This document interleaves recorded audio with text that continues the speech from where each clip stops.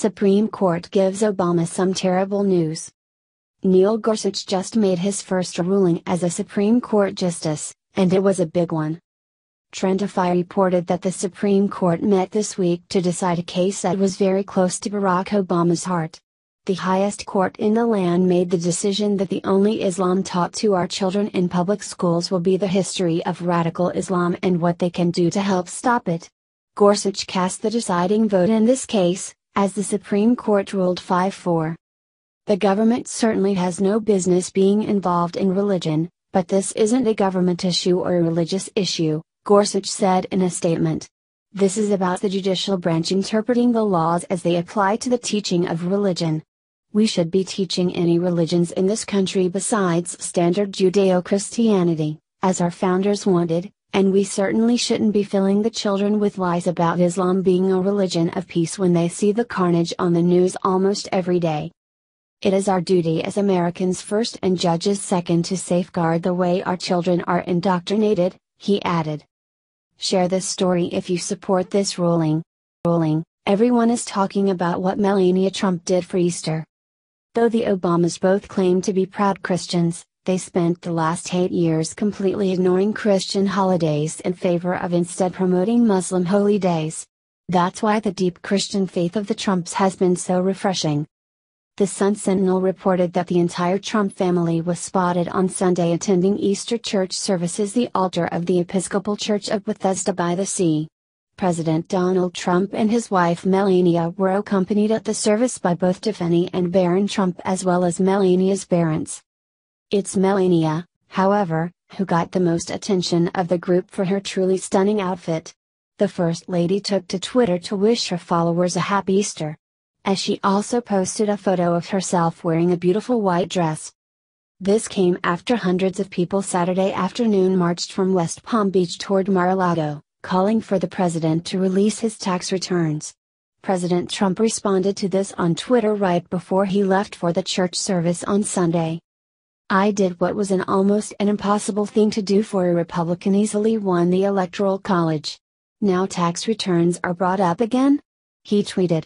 Someone should look into who paid for the small organized rallies yesterday. The election is over. Share this story if you love the Trump family.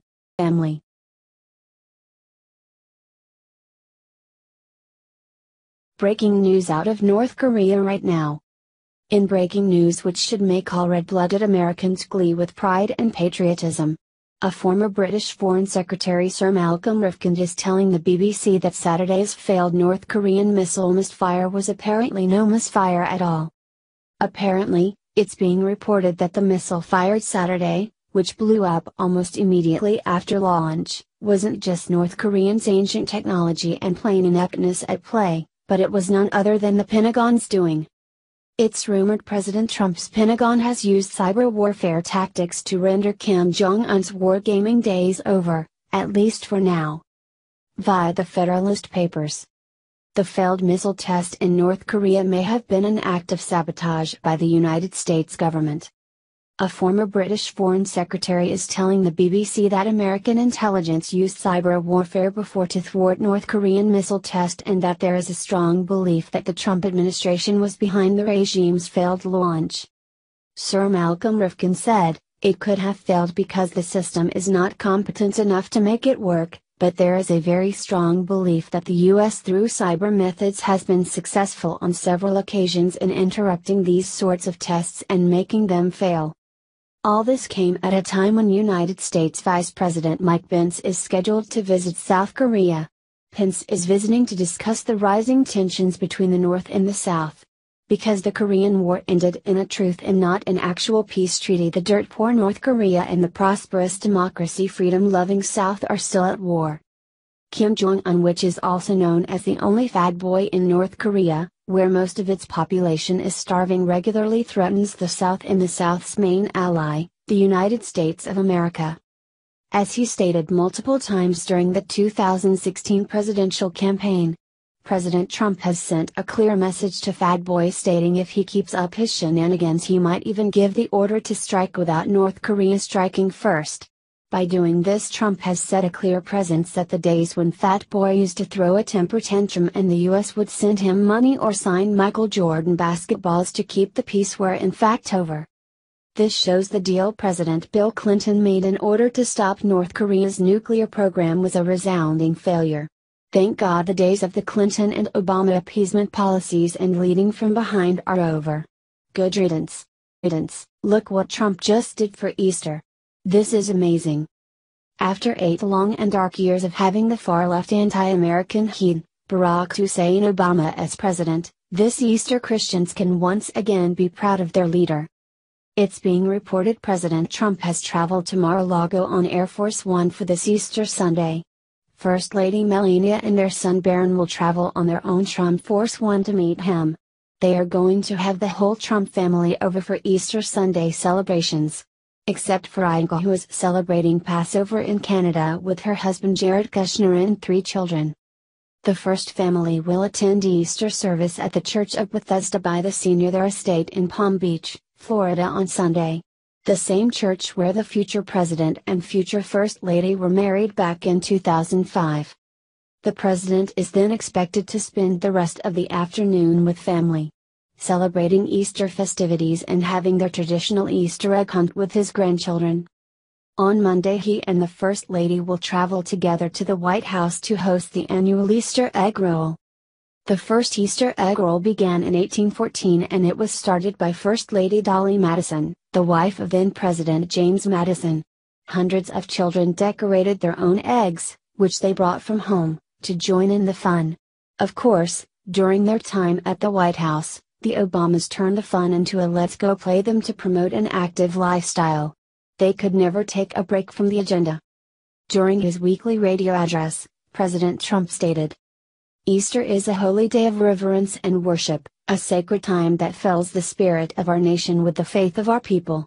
America is a nation of believers. As long as we have faith in each other, and trust in God, we will succeed. We're a Christian nation again. Amen, my president, amen, amen." Shocking. Trey Gowdy revealed Obama's secret sleazy actions. You'll be speechless? In a current bombshell revelation, Trey Gowdy uncovered mystery operations completed by 30 Obama's insiders that are putting each national's life in huge risk. When they are doing their occupation right, our intelligence agencies mean the world to our national security, as they are continually seizing terrorists' plots to assault America. Yet, since the previous president abused his forces to corner the organizations and utilize them to push his own motivation, Trey Gowdy imagines that around 30 Obama insiders have stayed in the White House. Their main goal is to break data, keeping in mind the end goal to wreck the believability of these offices and imperil U.S. observation programs that deal with our well-being. A few days prior, Trey Gowdy made uncovered Obama's insider facts and cautioned the liberals media about the results of their illicitly got data utilized against the president. He said that, "Not only are these actions highly illegal, but it is an extremely dangerous threat to the safety of all Americans and to our national security."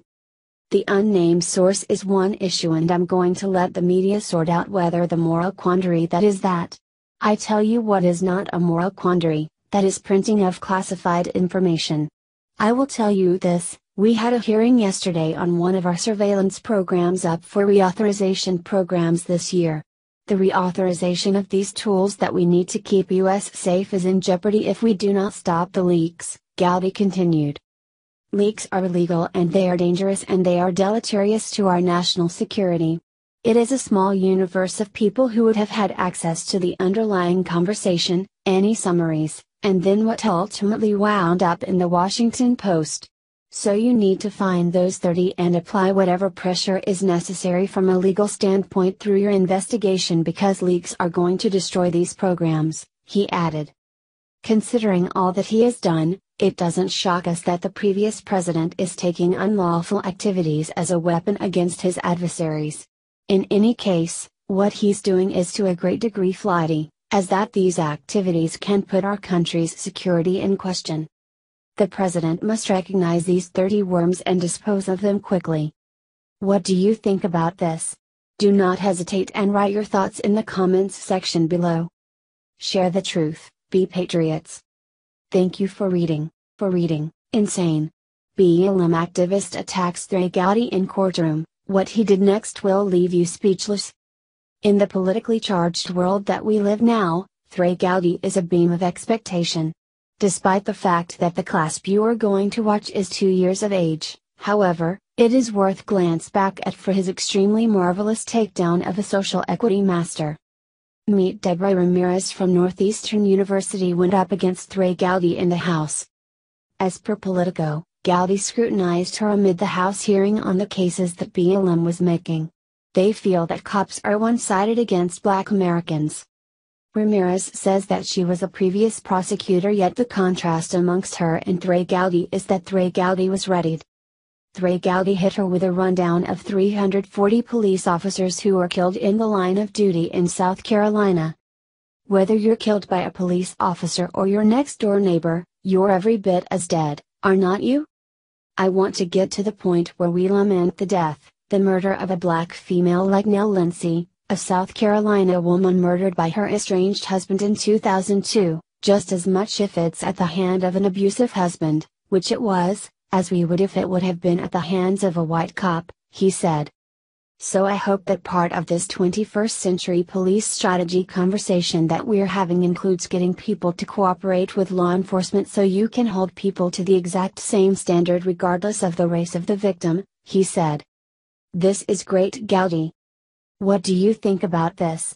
Do not hesitate and write your thoughts in the comments section below. Share the truth, be patriots. Thank you for reading. Breaking. President Trump did it, finally he did it, this is huge. President Donald Trump has been caught up with surveying a considerable measure of the horrendous executive orders foisted upon us by President Barack Obama in the previous administration. One that has horribly affected agriculture.